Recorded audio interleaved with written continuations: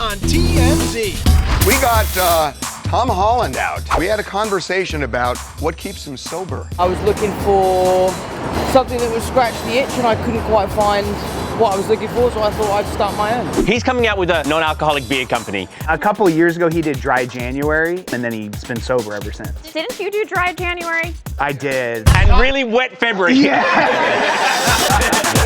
Kim Kardashian, she's just launched a Skims campaign and everyone's saying that she looks like Bianca Sensori. So she's a fairy butt mother. So it's underwear for girls that have no butt. That have no butt. So it's gonna give them the illusion of having a butt. There's a lot of flat butt hate in this world, and women deserve to be taken seriously regardless of their size. So Wendy Williams is living in such a restrictive guardianship that it's really like living in prison. We have a new documentary that just dropped called TMZ Presents Saving Wendy. Are you allowed to go out? No, I am not allowed to go out. They're not allowed to come in here, friends of mine. I've spent hours talking to her. She is a functioning human being again. There was once a time where she maybe needed this guardianship. She did. But now she's improved. She is the same person she was on her talk show. Travis Kelce has opened up on what happened during the Super Bowl. It's a tough pill to swallow, man. I wasn't the best leader. His hung dog look on the sidelines, like it doesn't inspire confidence in your teammate. Hang dog, not hung dog. Hung dog. Charlie, a hung dog is the happiest dog in the world.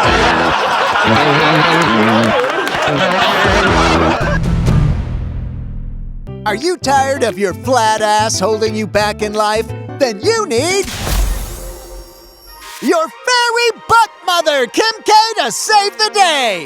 With Skims new shapewear, you can get a butt, boobs, and amazing curves immediately. All right! Who needs slippers of glass when you can get twice that ass? So she's just launched another Skims campaign and everyone is saying that she looks like Bianca Sensori. No, reach. Well, the face, the slick bob, the whole no clothes thingy, similar sure, but Bianca isn't out here making derriere dreams come true like Kim is. She spent the last 5 years developing, shaping underwear for girls that have no butt. So it's gonna give them the illusion of having a butt. That's false advertising. There's a lot of flat butt hate in this world, and women deserve to be taken seriously regardless of their size. Thank you, Susan B. Assany. You know how the men are either boobs guys or butt guys. Her legacy will be switching so many guys from boobs to butts. That's a hard thing to do, and she's swayed a lot of guys. That's her legacy? It is really hard to change someone's mind on that. It's like making someone like who's very liberal super Republican. Yeah. Like it's just not gonna happen. So, congrats, flat assers! You can finally have the badonkadonk you desire. Just with them bippity, boppity, boo. Does your booty go back to flat at midnight, or are we not playing Cinderella rules here? Thanks, fairy butt mother. Kylie Kelce is opening up on when she found out Travis Kelce was dating Taylor Swift, saying she didn't really have much of a heads up. Kylie was a guest on Call Her Daddy. How did Travis tell you guys that he was dating Taylor Swift? I'm assuming like your family was like getting told this in some capacity at some point, We were right? not. You weren't? I will say we knew before everyone else knew. Okay. But it was not like... It didn't hit the group chat. No, it did not hit the group chat. You know, it is an interesting period for her because everything was so on the up, and now because he lost badly. Who, for Kylie? What does she care? Because they're all connected. Taylor's gonna be just fine and it will always go up. She lost at the Grammys. She didn't win a single Grammy. She got booed at the Super Bowl. She got booed at the Super Bowl. Because men are emotional. They are very emotional. Like the Eagles fans here have been high-fiving each other all week like, we did it, buddy. You did nothing. Yeah. You ate chips and you watched it. You did nothing. It doesn't give you the itch to then have a real beer, or it just completely satisfies that craving? No, it totally scratches the itch for me. That's Tom Holland at LAX talking about his new line of non-alcoholic beer, which provides all the taste of beer without all the vomiting afterwards. That's not the tagline or anything, just an observation. I say to him, it's interesting that you're doing this. Explain it to me. He says, look, I got sober a little while ago. And I was looking for something that would scratch the itch and I couldn't quite find what I was looking for, so I thought I'd start my own. That's Amazing. He says the best thing about it, well, what he uses it for is It helps me feel a part of, the social environment, the nightlife, being in a bar and not feeling left out. And Tom's not just the creator, he's also in charge of stuff, like making sure the cans come intact. Right. He says it's so hard, like, are the beer cans gonna open properly? Are the packaging gonna... Wait a minute, but is it on the market? Yeah. It's on the market already. Well, shouldn't he have figured that part out? Yeah, but you gotta make sure it's perfect, because you know what happens if beer doesn't open right. Okay, not that, but it can get messy. Point is, Tom Holland knows his limitations. A couple of years ago, he did Dry January, and it was extremely hard for him, and he basically was like, I think I have a problem, and then he's been sober ever since. Didn't you do Dry January? I did. And really wet February. Followed by Vomit March, but the less said about that, the better. L'chaim, Tom Holland! Awesome, man. Hey, I appreciate your time, man. You can't take a poop in Hollywood without having an NDA, so... Sam Asghari did an interview and said a whole lot of nothing. He went on Nick Viall's podcast, and Nick is pressing him all about Britney, but as we know, Sam signed an NDA, so he can't really say a lot about their relationship. And never has. So Nick asks Sam what he thinks, what he thought about the dancing videos of Britney swinging the knives around. I'm not someone that's...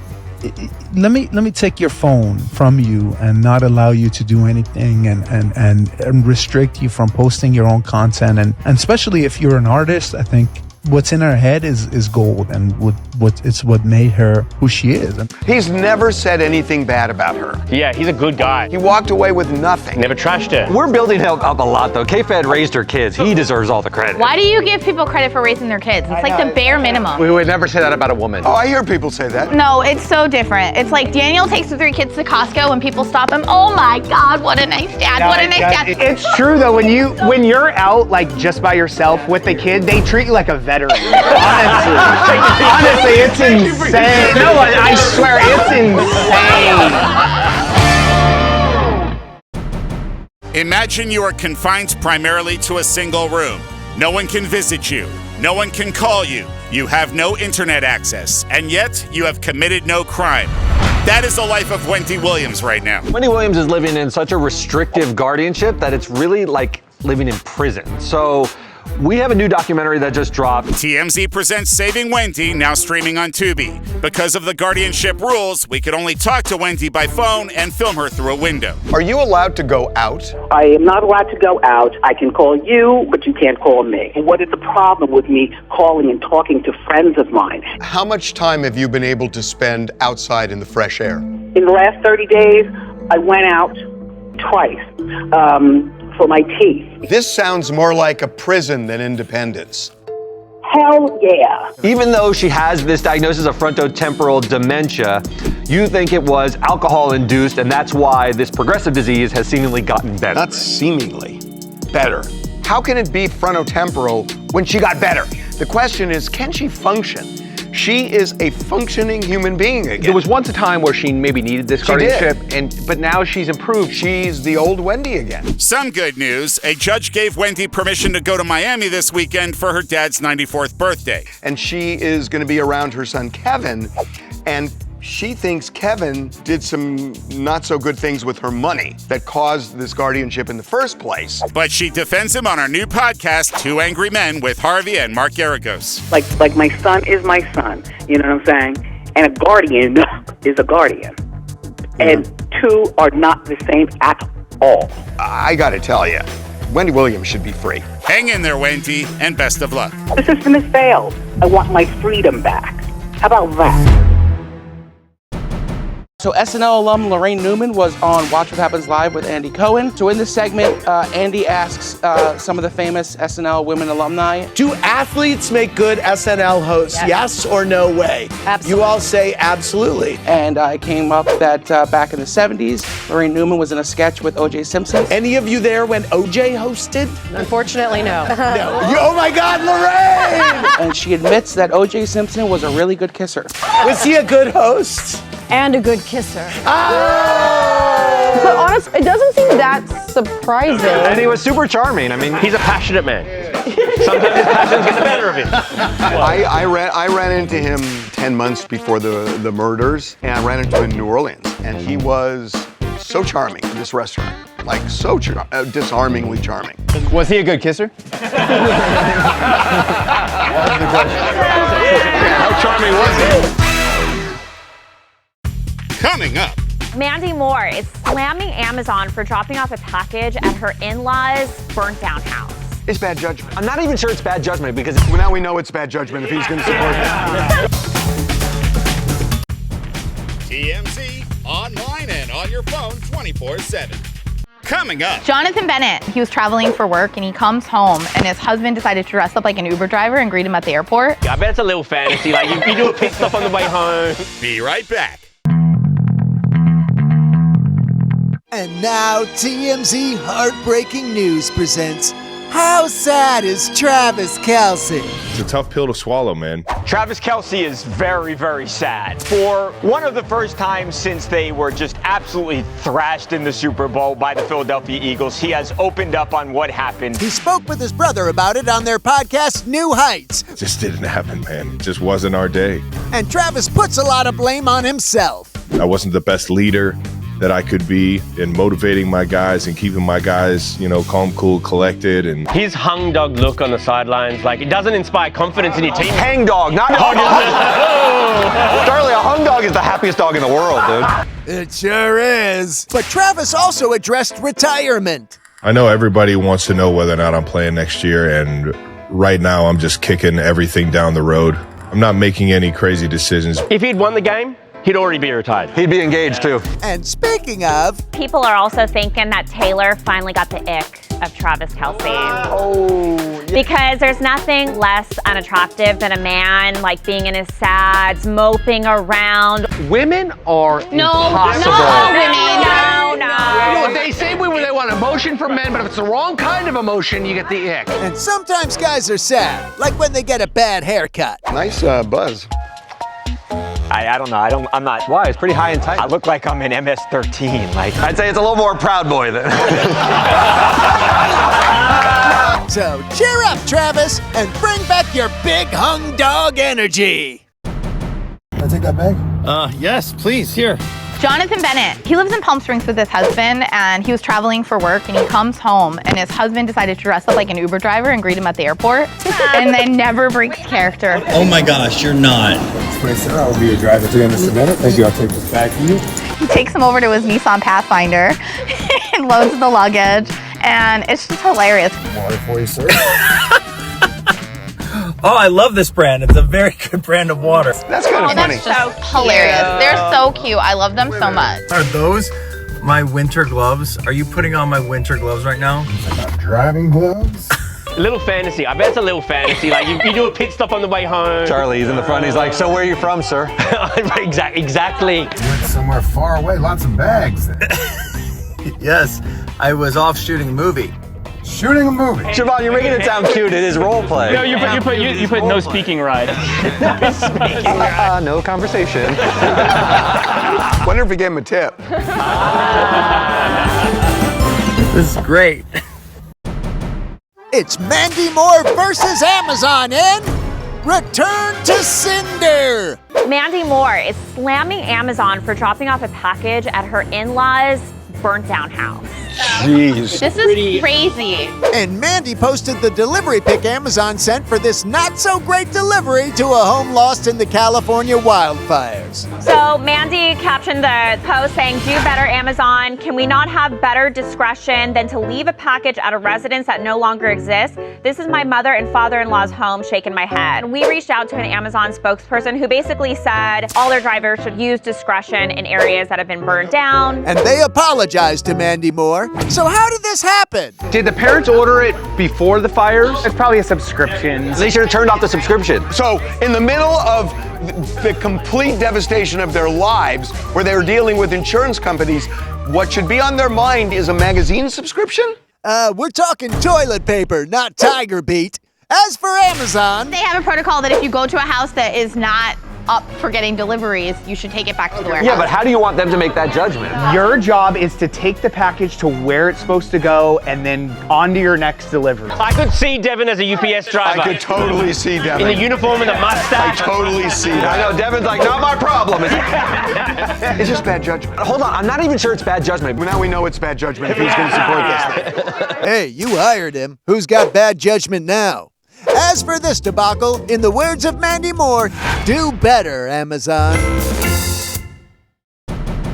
Amy Luciana, Dwight Howard's wife, was seen in a video she posted sharing a toothbrush with Dwight Howard.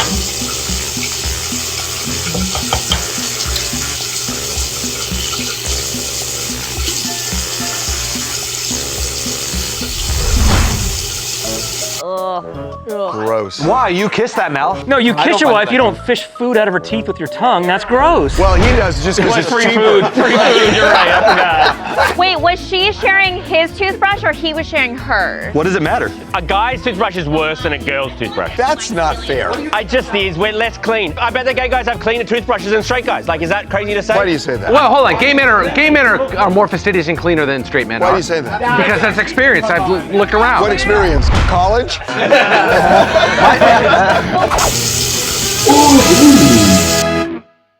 Coming up. Grimes is really angry with Elon Musk that he paraded their kid around in his press conference at the White House. He has a bunch of kids, but he only parades X around. Because the other kids are older. Although if he took like a 20-year-old and put him on his shoulders during the press conference. That would be awesome. In the last 30 days, I went out twice. This sounds more like a prison than independence. I want my rights back. I want my freedom back. TMZ presents Saving Wendy, now streaming on Tubi.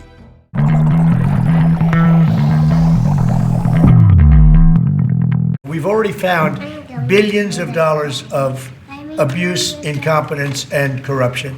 Well, that's nice, Donald Trump, but look what Elon Musk's kid found! Some of that boogie gold! And it was all shown during a truly bizarre press conference which Elon brought his son X to, a move that has pissed off X's mom, Grimes. Grimes is really angry with Elon Musk that he basically paraded their kid around in his press conference at the White House. I'm totally Team Grimes. It's Elon's son, why? It's one thing to say, yeah, I took my kid to the park or whatever else.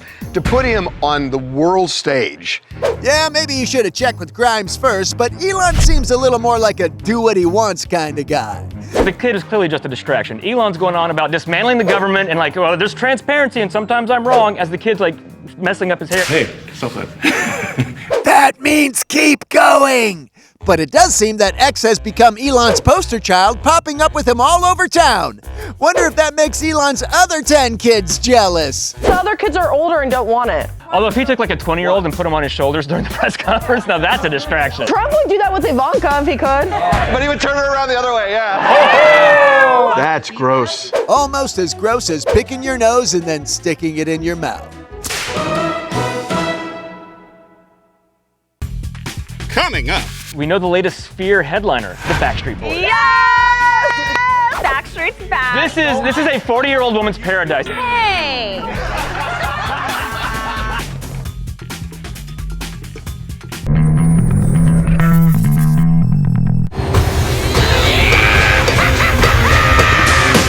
We know the latest Sphere headliner,